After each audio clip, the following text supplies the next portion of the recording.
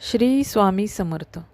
अक्कलकोटी जे जे येतील, दुःखमुक्त ते सारे होतील. समाधीस जो नमन करील, जागृत मी त्या प्रचिती येईल.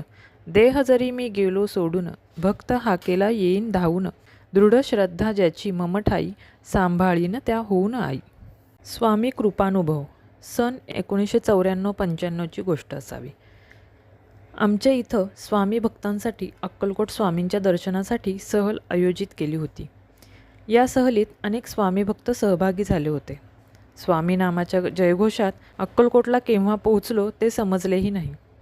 अनन्य भावे सर्वांनी वटवृक्ष मंदिरातील श्रींचे दर्शन घेतले आणि मुरलीधर मंदिरात माननीय श्री शिंदेसाहेबांनी निवासाची व भोजनाची व्यवस्था केलेली होती. तेथे विश्रांतीसाठी जमलो. रात्री मुरलीधर मंदिरातच मुक्काम होता. अक्कलकोटला येण्याची माझी पहिलीच वेळ होती. मला माझ्या जवळच्या मित्राने सांगितले, गोपाळ, लवकर झोप. पहाटे लवकर उठून आपण समाधी मंदिरात चोळाप्पांच्या मठात अभिषेकाला जाऊ. स्वामींचे मनोभावे स्मरण करून मी झोपी गेलो. दुसरे दिवशी पहाटे 5 वाजताच स्वामी कृपेने जाग आली. अंघोळ करून लगेचच मी व तिघे चौघेजण समाधी मंदिरात पोचलो. पुजारींना अभिषेकाची तयारी करण्यास सांगून ठेवले होते. आम्ही सोवळे परिधान करून समाधी मंदिराच्या गाभाऱ्यात गेलो. पुजारींनी अभिषेक करावयास सुरुवात केली. अंतरंगात भक्तीचे रोमांच उठले.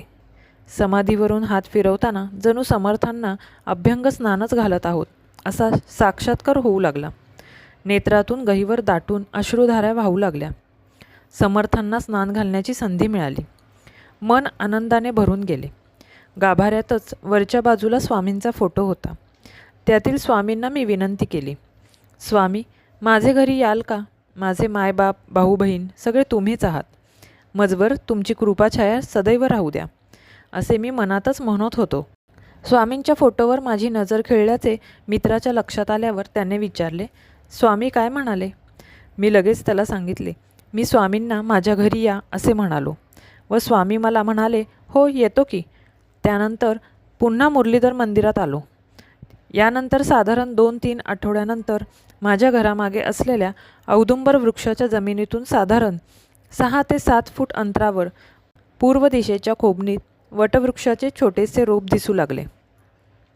मला खूपच आनंद झाला. वटवृक्षाच्या रूपाने प्रत्यक्ष स्वामीच माझ्या घरी अवतरले. हे झाड माझ्या घराच्या पाठीमागे आहे. भिवू नकोस, मी तुझ्या पाठीशी आहे, हाच जणू स्वामींनी मला आशीर्वाद दिला असे मला वाटले. स्वामींचा आशीर्वाद मिळून मी व माझे कुटुंबीय धन्य झालो.